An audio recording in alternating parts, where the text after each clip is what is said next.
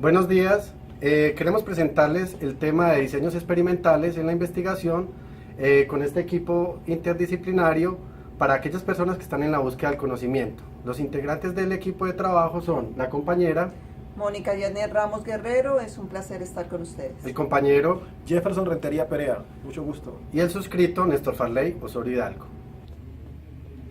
Se define como experimento el estudio de investigación dentro del cual se manipula una o más variables independientes para analizar las consecuencias que la manipulación de dicha variable tiene sobre una o más variables dependientes dentro de una situación de control del investigador. Diseños experimentales. Diseño es el plan o estrategia concebida para responder a la pregunta de investigación. El diseño experimental señala el camino para alcanzar los objetivos de estudio. Mediante el diseño experimental se responde a los interrogantes planteados y se analiza la certeza de una hipótesis en un contexto particular. Estos diseños experimentales establecen la relación de causa y efecto.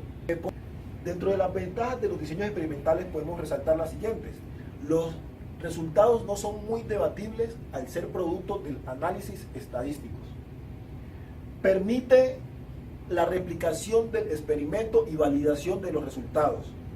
En las ciencias físicas, los datos numéricos permiten su fácil manipulación. Desventajas de los diseños experimentales. No son representativos de las condiciones del mundo real, ya que las condiciones están bajo completo control. El diseño experimental no permite obtener resultados para los psicólogos y biólogos del comportamiento en condiciones experimentales normales. Los experimentos verdaderos son costosos y poco prácticos. Para la física, el diseño es fácil por cuanto no posee muchas variables, a la diferencia de las ciencias sociales y las ciencias biológicas, ya que no se pueden excluir otros factores que puedan estar afectando la variable manipulada. Para el adecuado desarrollo de un diseño experimental se deben considerar los siguientes aspectos. La adecuada selección de un marco teórico, la selección apropiada de los sujetos, el uso del procedimiento estadístico correcto, la adecuación, medición de la variable dependiente, el control de las variables asociadas. Objetivos de la investigación experimental.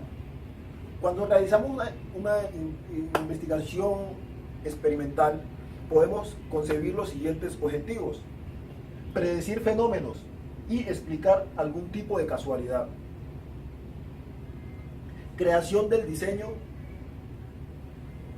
El diseño de investigación experimental está determinado por factores como son la viabilidad, el tiempo, el costo, la ética, los problemas de medición y lo que se quiere o se desea probar. Cuando estamos frente a un experimento puros o verdaderos, cuando hay manipulación intencional de una o más variables independientes. Se debe medir el efecto que la variable independiente tiene sobre la variable dependiente. Hay buen control o validez interna de la situación experimental. Nos encontramos frente a los cuasi experimentos cuando hay manipulación intencional de una o más variables independientes. Se debe medir el efecto de la variable independiente tiene sobre la variable dependiente. Y hay buen control o validez interna de la situación experimental. La asignación de los grupos y los sujetos a los grupos no se realiza al azar, diferenciándolo esto de los diseños verdaderos o puros. Preexperimentos. En los preexperimentos hay manipulación intencional de una o más variables independientes. Se debe medir el efecto de la variable independiente tiene sobre la variable dependiente. Esta clase de experimentos se caracterizan por su grado mínimo de control, es decir, no tienen grupo de control. La asignación de los grupos y los sujetos no se hace al azar, impidiendo realizar relaciones explicativas entre una variable dependiente y una variable independiente. A mí me corresponde hablarles sobre los pasos para el desarrollo de un diseño experimental dentro de un proceso de investigación.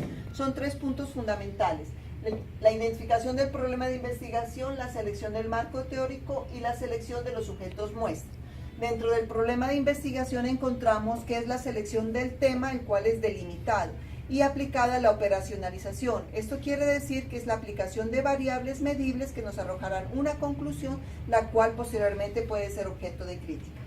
En cuanto al marco teórico, es la recolección documental de la información que será el sustento prácticamente normativo que nos llevará a la conclusión final.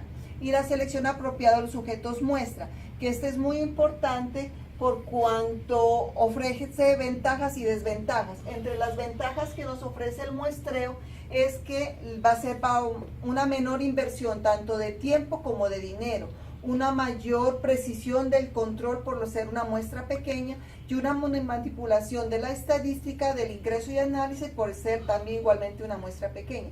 Dentro de las desventajas que tenemos dentro del muestreo es que puede producir sesgos en la selección de los sujetos y nos exige un conocimiento de estadística y diseño a aplicar. Dentro de la selección de grupos de muestra hay que tener en cuenta que la muestra debe ser representativa para una población y de no ser posible tendrá que hacerse una composición de grupos. Ahora, dentro de las técnicas de muestreo que tenemos están la de aleatorización, la cuasi aleatorización y el emparejamiento. Tenemos también un tipo de muestreo más típico que es el muestreo probabilístico y el muestreo no probabilístico. El probabilístico es la igualdad que tenemos todos los sujetos para ser seleccionados. Dentro de esta categoría tenemos el aleatorio simple, el estratificado, el desproporcionado y el sistemático. Y dentro de los no probabilísticos, que es los que no brinda la posibilidad de ser seleccionado, tenemos de conveniencia, de secuencial, de juicio, bola de nieve y estratificado. Dentro de esto tenemos que tener observancia de las variables. Hablamos de variable como aquello que vamos a medir, ¿sí? Entonces hablamos de variables independientes, dependientes y extrañas. Análisis y conclusiones. En la investigación cuantitativa y en los diseños experimentales, la cantidad de información se clasifica en información sin procesar. Esta es conformada por aquella que se encuentra preparada para análisis, generalmente se llama información de salida, consistente en una línea por cada sujeto o elemento. Esta información es utilizada para análisis estadístico. El objetivo del análisis es llegar a una conclusión junto con otras observaciones. El investigador puede generalizar los resultados en un fenómeno más amplio si no hay indicativos de variables de confusión que contaminen los resultados. Vamos a ver un ejemplo sobre un diseño experimental. Este diseño experimental lo vamos a trabajar con un diseño de factoriales. El diseño experimental factorial consta de donde tenemos 2 variables y 2 interacciones, ¿sí? O podemos tener 3 variables, 3 interacciones o características o elementos. También pueden existir de 3×3, 4×4, eso depende de las variables y de las interacciones que manejemos, o elementos o características. Entonces acá, aplicándolo a un caso real, encontramos que tenemos una intensidad, en el cuadro A tenemos 2 variables, una intensidad y otra que es género. En la variable intensidad manejamos unas interacciones del 20, 50 y 80%. Y en la variable género manejamos unas interacciones de hombre y mujer. Lo que nos arroja un resultado que nos dice que la variable intensidad produce efectos mientras que la variable género no produce efectos. Podemos establecer que en el 20% tenemos que el hombre tiene el 2, un grado de fuerza de 2, 1,50 cuando el 50% y de 1 en el 80%. Lo mismo la mujer, 2, 1,50 y 1. Vemos que la variable género no nos incide en la variable intensidad. En el cuadro B tenemos también lo mismo para esta medición de fuerzas en el género femenino y masculino, que la variable intensidad no produce efectos, mientras que la variable género produce efectos. Existen efectos principales sin efectos interactivos. Los efectos principales quiere decir lo que incide la variable en sí misma, y los efectos interactivos es entre variables. En el cuadro C tenemos que ninguna de las variables tiene efectos por sí misma, mientras que no existen efectos principales, pero sí efectos interactivos. En el cuadro D tenemos que las dos variables tienen efecto, pero no hay interacción. En el cuadro E tenemos las dos variables producen efectos y existen efectos interactivos. Y en el cuadro F dice que no existen algún tipo de efecto. Lo que nos quiere decir como conclusión que en los cuadros A,